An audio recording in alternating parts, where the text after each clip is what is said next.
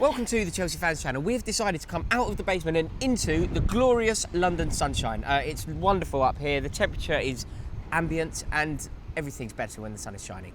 This preview is for Sunderland and we're going to talk through it in different stages. The stages are going to be, we have a huge opportunity. It's a great game for us because we have an opportunity to do something that we haven't been able to do for years. It's a huge game for them. They're danger man. And then we're going to do a team selection for you. Very interested to hear what you think of our team selection and also let us know your team selection. Sophie, lovely to have you in. We've got a special guest in for this preview. Ta-da! With a drink. Yeah, don't put that down. Definitely don't put that down when we do some work. This is what I have every single time I come into the studio. It's getting a little bit sickening now, but... How are you feeling about this Sunderland fixture? I mean, I'm pretty confident for us. I don't think we don't have anything to play for, though, do we? We can't get into Europe. Can't go down, crucially. We can't get relegated. I mean, we could win the Premier League. Jokes. Only having a laugh for you. So yeah, there's not really anything in it for us, is there? No, it's not. It's not an ideal. It's not an ideal position to be in at this stage of the season to have dead rubber games. However, you have to try and find a positive spin, and I think that the opportunity that provides us is that we really can play the team for next season. We can give our youth team, our fantastic youth team, some minutes to get some competitive game time under their belt. And that can only bode well for next season, can't it? Exactly. I think it all depends on what Gus thinking. What has really annoyed me this season is even in the game against Tottenham when we played Matic and Mikel, it really annoys me because we don't really have any. I want to see something attacking, and I feel like our youngsters like Kennedy, whoever else, they're really. Do you know what? It's very interesting that you bring that point up, Soph, because I've selected a team and I pretty much got it spot on. The team that I selected for Tottenham, Charlie and myself went for Matic, Mikel and Fabregas in the middle. And a lot of people commenting were pretty upset by that. But it is actually what Hiddink did, and I understand why we did it. I think that it's very uninspiring to do that.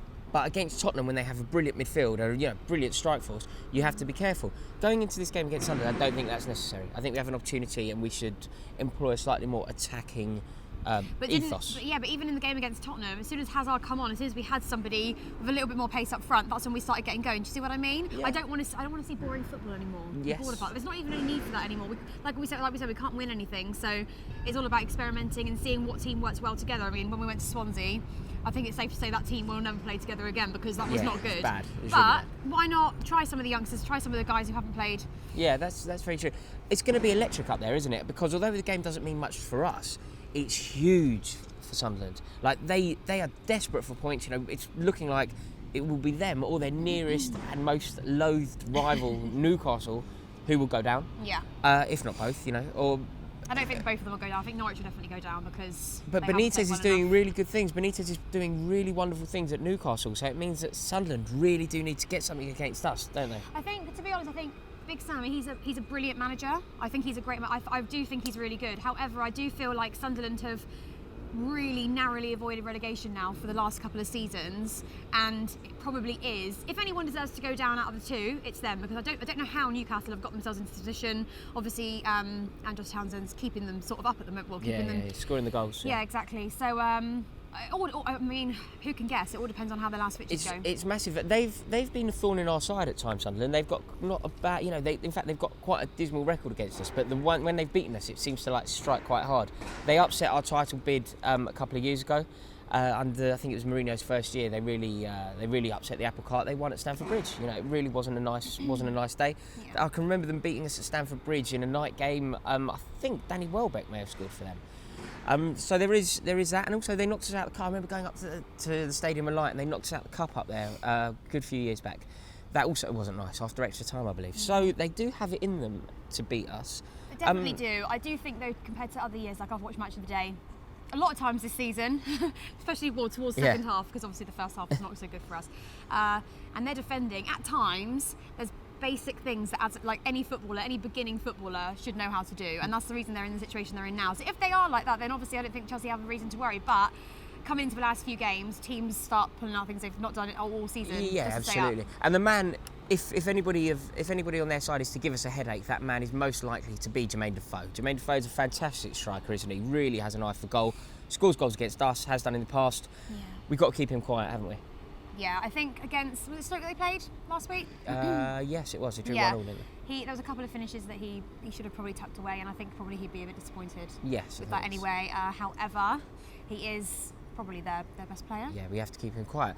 Right, we've had to come inside and reset. It's a lovely day, it's glorious out there, but Sophie thought it was too cold and has hurt her finger, so we've had to come inside and do it from here. Quite annoying. No, I hurt my finger, but it was slightly windy outside, so we wanted you to hear us properly. That was all that was. So the most important part of this preview is the team that we've picked, and please let us know your team. Do you think we got it right? We've gone for a very inexperienced, youthful team, but let us know if you think we've got the balance correct. The obvious place to start is goalkeeper, and I, with pleasure, welcome Thibaut Courtois back to the starting lineup. Sophie's not so pleased about that. I'm not so pleased because I don't think he's been even near enough good as what he should have been this season. I think Begovic has been a lot more consistent.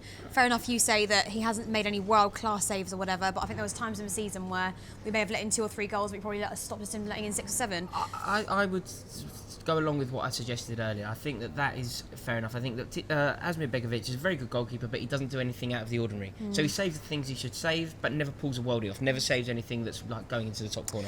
Thibaut Courtois, on the other hand, can be a mesmerising goalkeeper. Yes, but he hasn't really shown much of that this season. I think if he wants to regain some dignity in these last couple of games, then he should definitely play against Sunderland. Yeah, it is harsh because he's come over, he's taken Czech's place, and he's not been near enough good enough. I'm not saying he's a terrible goalkeeper at all, but his form does need to improve. So okay, fine, maybe so we'll who see. do you side with on this one? There's a split in the Chelsea fans channel. Do you side with Rory and Courtois, or do you think that Sophie's nailed it with Begovic? Team Begovic for me. Yeah, let us know in the comments.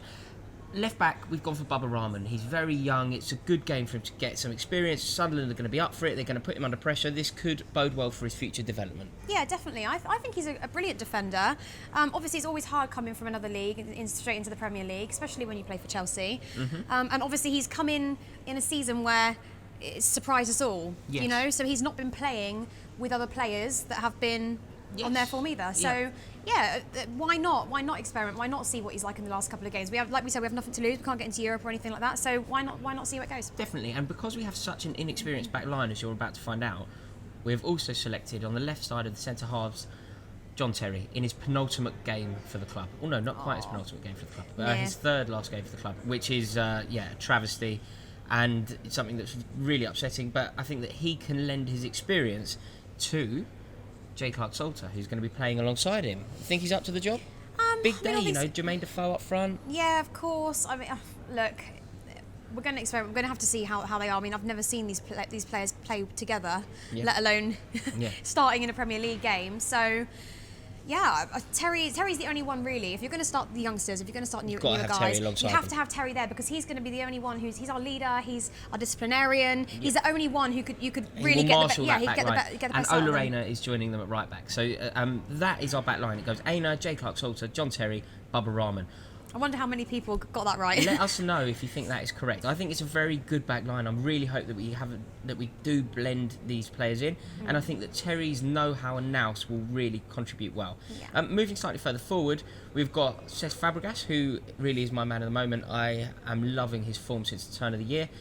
He's going to be playing alongside Ruben Loftus-Cheek. I think that those two can complement each other perfectly. Yeah. I think Loftus-Cheek has it all in his locker, and this is a really big game for him, and he will only learn from playing with a player of Cesc Fabregas' qualities. Yeah, I think especially obviously Fabregas, we're talking about him possibly being future captain. Yes.